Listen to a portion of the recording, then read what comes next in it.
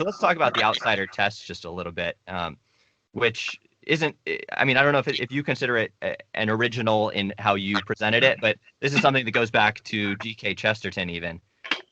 Yeah, you're right. It does. And even before him, Hume had mentioned something like it. He said, read the Bible as if it's not a holy book and see what you get. And I quote him in the back of the Case Against Miracles book that I just had published. There are others. I think Abraham Lincoln might have said something like that. I forget now. But in the book I wrote, The Outsider Test for Faith, I traced it back, and I just don't remember all the thinkers who might have said that before. But yeah, it's not original. It's coined by me, I suppose, and defended by me probably more than anyone has in the past, as far as I could tell, which is a good thing to do. I mean, like William Lane Craig, he didn't come up with the Kalam argument. It was in existence long before him, but he's probably the best known defender of it. See, so I don't mind being the best known defender of this test, because what it does, it simply asks people to look at your religious faith as if you're an outsider, a non-believer, basically. And I tell young people, I say, you are probably indoctrinated to believe one way or another, and you go to university and you carry that faith with you. And I said, now's the time, if it's ever a good time at all for you, to reevaluate your faith. I mean, you're reevaluating a whole lot of other things in the university. Your professors are teaching you. Reevaluate your faith. Now, what's the best perspective to do so? Well, the default position. What's that? Well, as a non-believer, you just simply ask yourself, now, what if I didn't believe my faith? Then how would I treat it? And you simply treat it the same way you treat other faiths. And that's with having your own faith shoulder the burden of proof. It's asking for objective evidence. It's reading your scriptures as if you had just first, read them. Consider those stories on their own at best as possible, and other sorts of things that I talk about. It's the perspective of basically a non-believer. Now, so many times when I'm talking to Christians, there'll be a problem like, how does the death of Jesus atone for sins? And I will say things like, I don't know of any ethic that requires someone to be punished before there's forgiveness. In fact, I know a lot of people who won't forgive no matter how much somebody is punished. Well, what's the relationship between punishment and forgiveness? Well, they don't know. And that's one of the issues that sent me away from the faith myself, as I looked at various options of atonement theories. None of them work. And so then what they'll do is they'll quote Hebrews. They'll say, well, but the Hebrews says, without shedding of blood, there's no forgiveness. And that settles the answer for them. But that's not actually settling the question. You can't settle the question with a scripture reference there on that one. You have to simply think through it. You have to ask yourselves now, why is it that the Muslims don't have an atonement? Why do they get along just fine without an atonement? Well, because they're in a different religion. They were raised differently.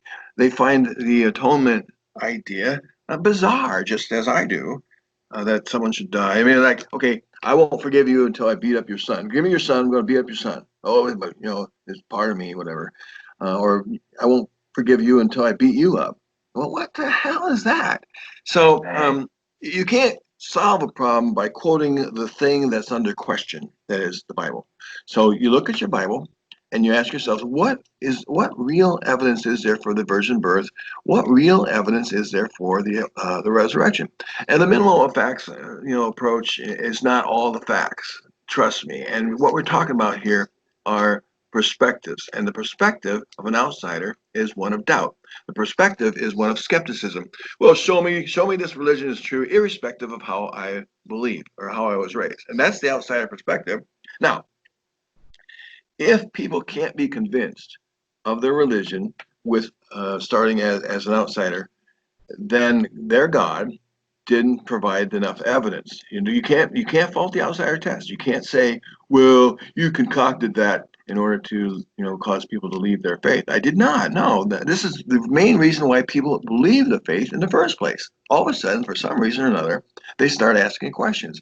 They start asking. They don't always leap into, I'm going to be a non-believer here, but they start asking questions. They start with the perspective of skepticism on this issue or that issue, and they don't accept a mere statement in the Bible as an answer. So um, uh, if their faith can't pass the test of the outsider test, then their God didn't do what's right. Their God didn't provide enough evidence to do so. Don't fault the test. Yeah, it is. It's certainly a challenge to step outside of long-held beliefs on anything, since ideology is a major component of identity. But I feel that I did that to a large extent because I grew up with the Christian faith, and then I stepped outside of it and looked at it fresh. And what that did for me was it gave me a different sort of interpretive lens, whereby I wasn't as hung up on uh, seeing the literal truth of every single component, or feeling compelled to defend every element. I wonder if for you, looking at it from as an outsider, if there was ever points when you saw something fresh in it without the need to defend it. Well, if you look at it for the first time, if you encounter the stories of the Gospels and the Old Testament as all from the first time, there's everything new about it. In fact, I argue that the reason why Christianity won over the Roman world is most probably because of the story itself. It answers the self-centered, narcissistic nature of us as human beings to think that there's a God who loves us, and not just that, who sent his son to die for us, even if we can't explain why or how, or how can be such a being that's 100% God and 100% man, and leaving nothing essential out, and having every essential character in, like that in Jesus. And it's naturally the best story out there. There's none to compete with it. I mean, and the idea that your guilt can be erased, and I mean, everybody feels guilty. That religions play on guilt. We all feel regrets. We all have things we've done wrong that we want an absolution for. So it plays on that, and it has a solution that doesn't make sense, but it satisfies our self-centered nature that we have a God who has chosen us, and he loves us. And so that's what motivates, I think, people to adopt it in the first place. It's the newness of it. Right. And as we've established, there's certainly there are many people who are looking for certainty and grabbing onto that, perhaps reaching beyond what is necessary to reach for. And as you've alluded to, you have this new compendium of arguments against miracles, and we should talk about that. It's, I think, at its essence, is trying to sort of apply some of the principles from the outsider test to say a supernatural explanation is rarely the best. Maybe dismissing the interpretive view of miracles and just saying this really isn't what you would ever need to hold on to as an explanation. Yeah, I think I remember that quote. Supernatural explanation is always at least a reasonable one, because we can look back in time, and the reason why science advanced is because they stopped accepting God did it as an explanation, whether it's a pandemic for sin, or whether it's why does the sun rise and set, one of the earlier ones. So it stops. God did it explanations always stopped the progress of medicine. And sorry, there's nothing we can do. And there's nothing we need to figure out. Those kind of supernatural explanations are almost always wrong. So and it unhelpful. So why should we continue using any supernatural explanation?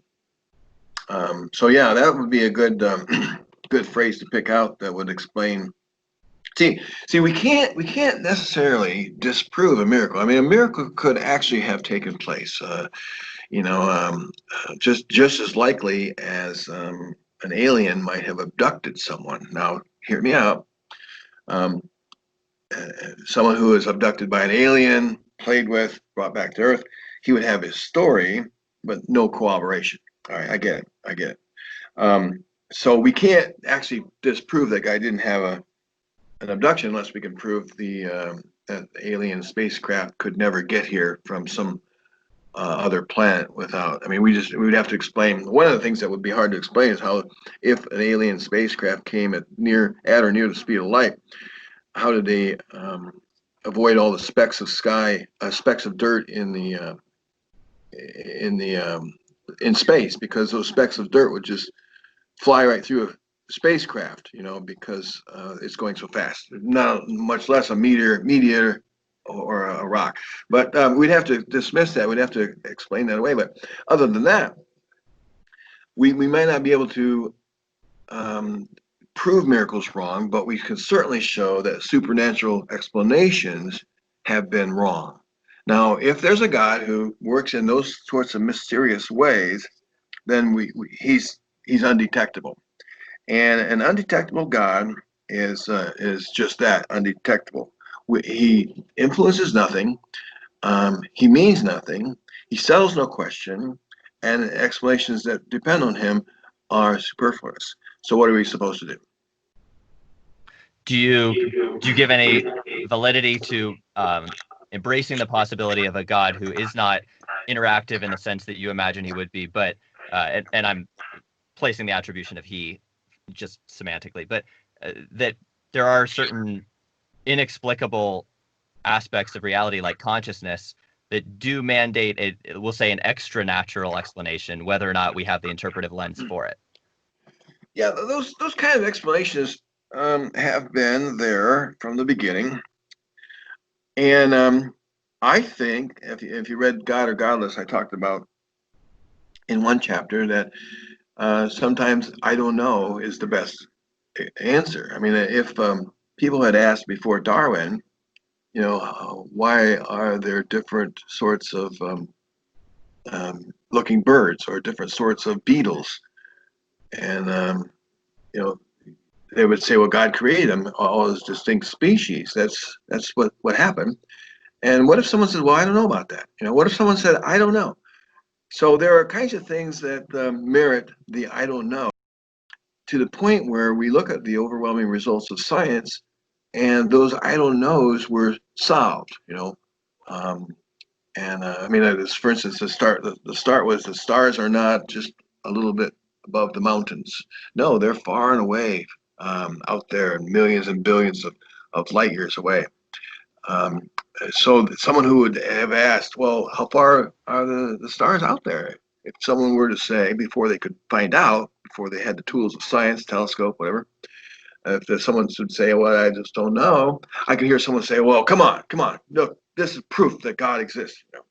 And well, it might have convinced someone then, but it certainly can't convince someone now.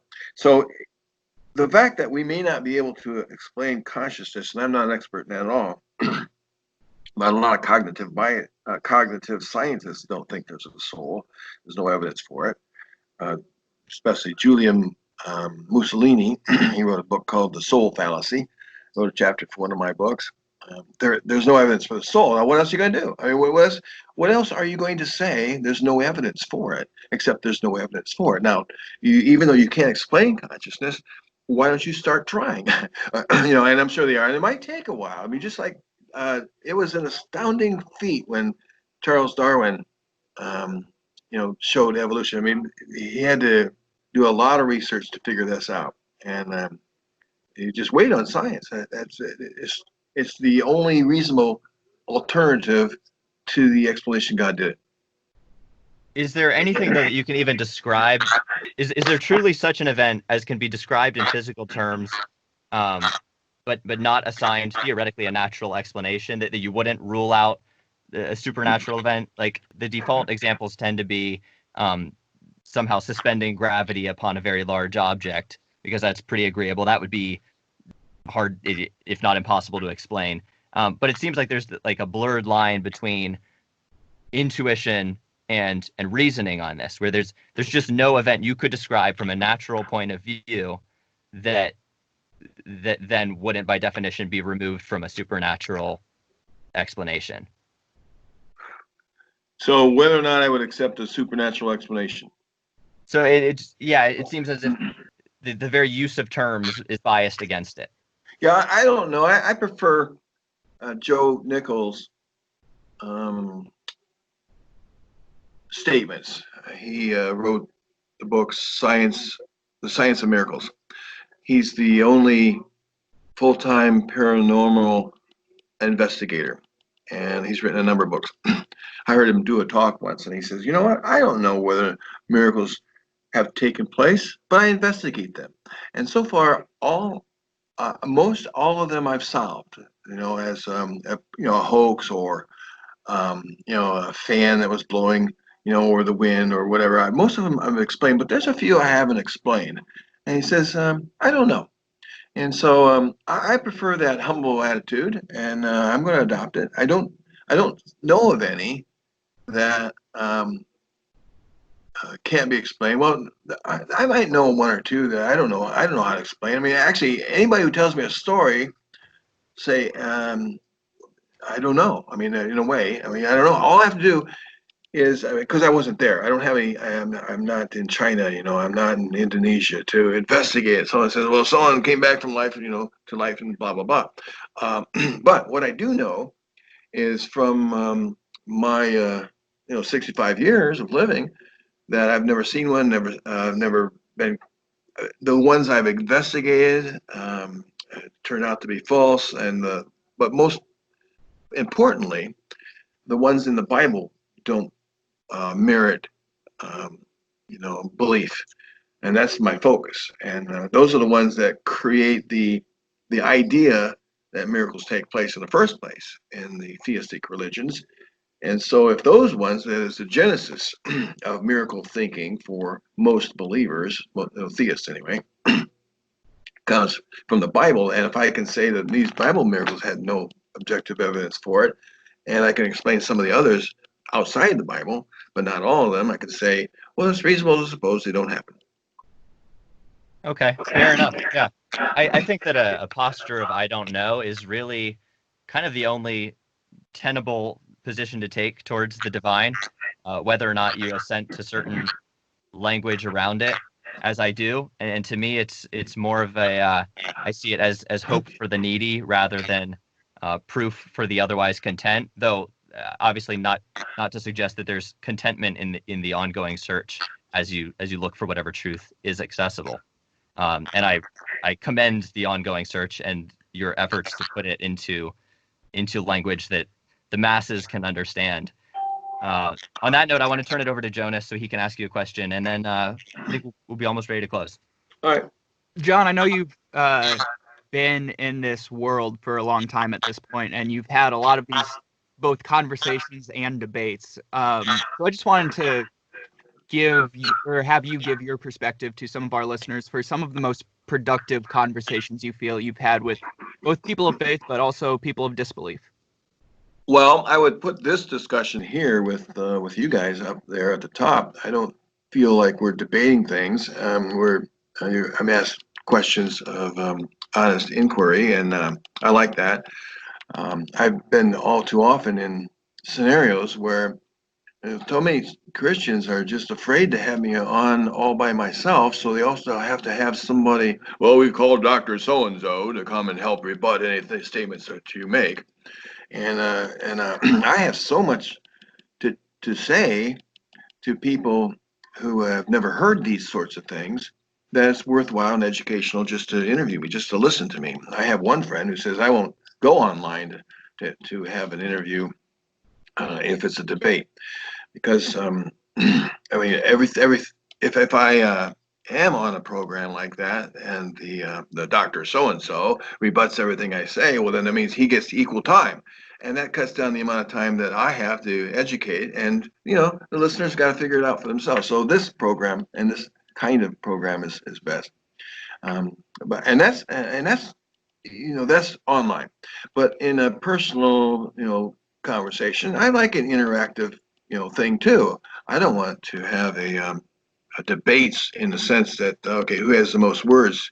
I want to ask questions, and I want to be asked questions, and then let somebody, say them. In this interview, you're interviewing me, and you're asking me questions. I know, but those types of things are the best way to further things, not debates. And I do debates because they're fun and interesting, and it's exciting. But I know that they don't actually do much, in the minds of the listeners. These are the kinds of ways to learn from each other, and I appreciate what you do. That's all I would say. I would say this kind of thing, this interview you're giving me right here, this is the kind of thing that is best.